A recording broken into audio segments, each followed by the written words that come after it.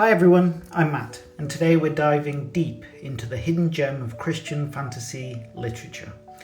If you're a fan of the Chronicles of Narnia, The Lord of the Rings, or Pilgrim's Progress, then buckle up, because you're about to discover a world where faith and fantasy collide in powerful, imaginative, and sometimes haunting ways. The Archives of Anthropos is a 6-book Christian fantasy series written by John White. It blends biblical themes and spiritual allegory with a classic fantasy storytelling.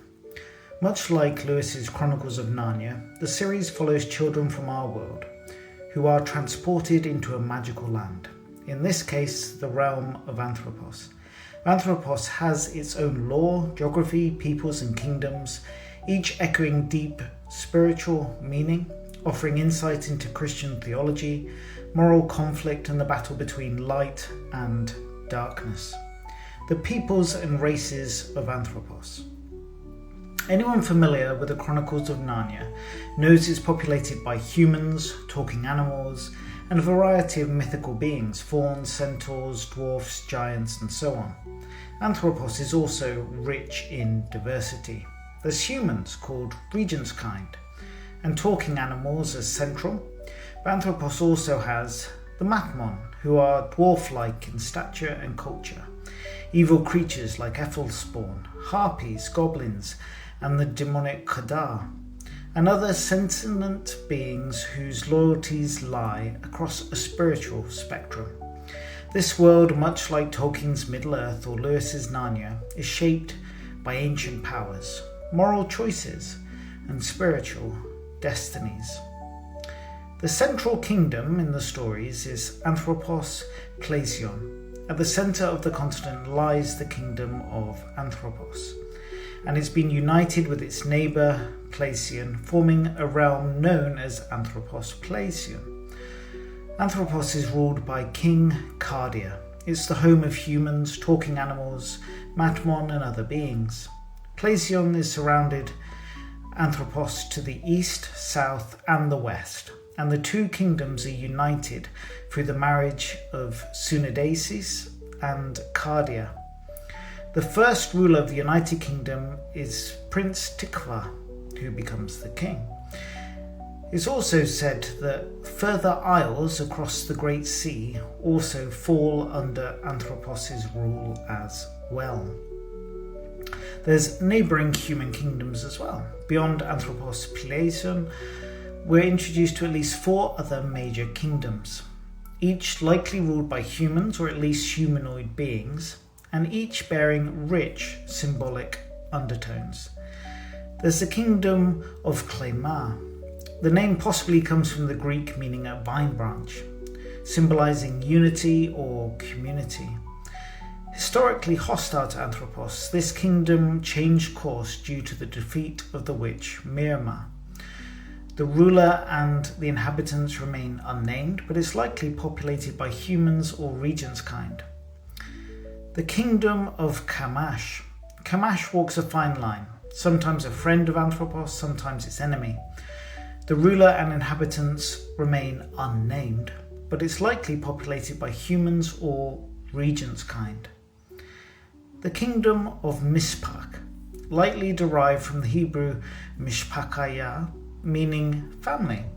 Mishpak maintains trade agreements with Anthropos and also shares a strained diplomatic relationship. We don't know its ruler, but like the others, it's presumed to be a kingdom of humans, animals, and possibly Matmon.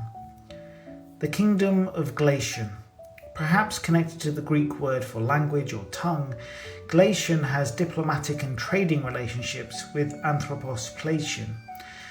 It is not located on the same continent as the other 4 kingdoms mentioned previously, which feature in the Iron Scepter, but Glacian comes to the fore in Quest for the King, where travellers arrive from Glacian through the port city of Rizgar in Pleision and then journey northeast to Bama.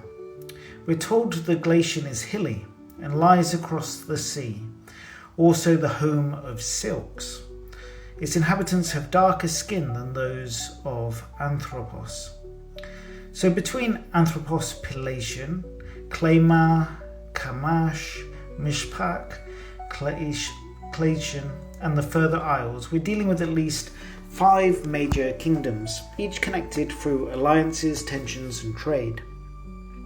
Could some of these be ruled by non-human races like elves or Matmon or even goblins? Possibly, but the diplomatic connections to Anthropos suggest a largely human or regents-kind leadership. In contrast to these territorial powers, we're introduced to 3 other realms, which might not be tied to land or borders, but rather they're more natural dominions: animal, plant, and flowers.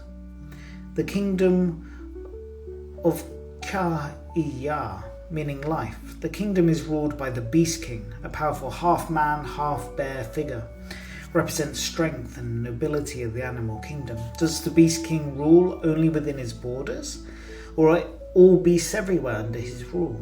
Do humans in this realm serve him? We're not told, but it's safe to assume his reign is spiritually symbolic of creation's wild strength under righteous authority. There's the kingdom of Elim.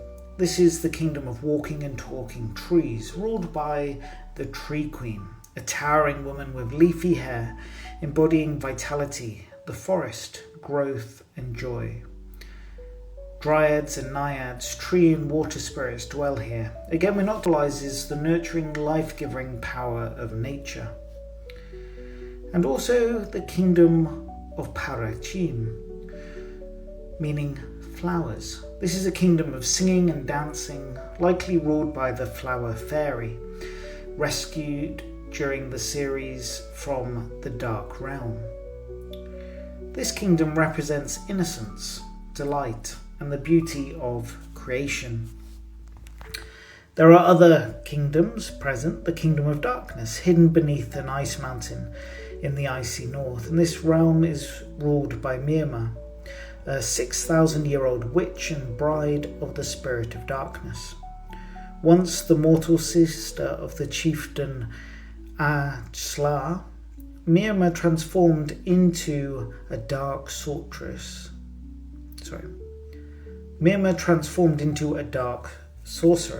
Is chilling.